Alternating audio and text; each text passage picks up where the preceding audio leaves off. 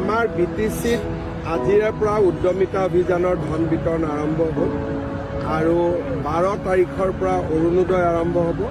সেইধৰণে অসম চৰকাৰৰ উন্নয়নমূলক আঁচনিসমূহ যিসমূহ BTCত ইলেকশ্যনৰ কাৰণে আমি কৰিব পৰা নাছিলোঁ, আজিৰ পৰা সেই আঁচনিবিলাক BTCত ৰূপায়ণ আৰম্ভ হ'ব। BTCত নতুন অৰুণোদয় কিমান প্ৰায় 4.5 লাখ হ'ব সৰ্বমুঠ গোটেই কেইখন 5খন জিলা মিলি।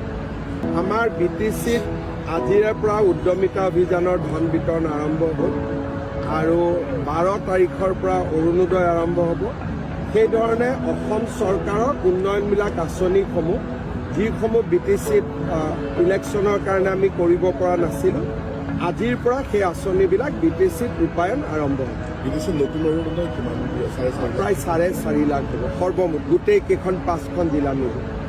আমাৰ BTCত আজিৰে পৰা উদ্যমিতা অভিযানৰ ধন বিতৰণ আৰম্ভ হ'ল আৰু 12 তাৰিখৰ পৰা অৰুণোদয় আৰম্ভ হ'ব।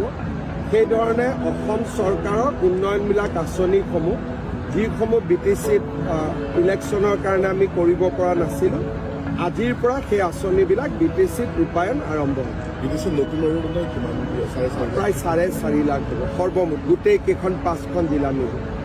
আমাৰ BTCত আজিৰে পৰা উদ্যমিতা অভিযানৰ ধন বিতৰণ আৰম্ভ হ'ল আৰু 12 তাৰিখৰ পৰা অৰুণোদয় আৰম্ভ হ'ব। সেইধৰণে অসম চৰকাৰৰ উন্নয়নমূলক আঁচনিসমূহ যিসমূহ BTCত ইলেকশ্যনৰ কাৰণে আমি কৰিব পৰা নাছিলোঁ, আজিৰ পৰা সেই আঁচনিবিলাক BTCত ৰূপায়ণ আৰম্ভ হ'ব। BTCত নতুন অৰুণোদয় কিমান প্ৰায় 4.5 লাখ হ'ব সৰ্বমুঠ গোটেই কেইখন 5খন জিলা মিলি। আমাৰ BTCত আজিৰে পৰা উদ্যমিতা অভিযানৰ ধন বিতৰণ আৰম্ভ হ'ল আৰু 12 তাৰিখৰ পৰা অৰুণোদয় আৰম্ভ হ'ব।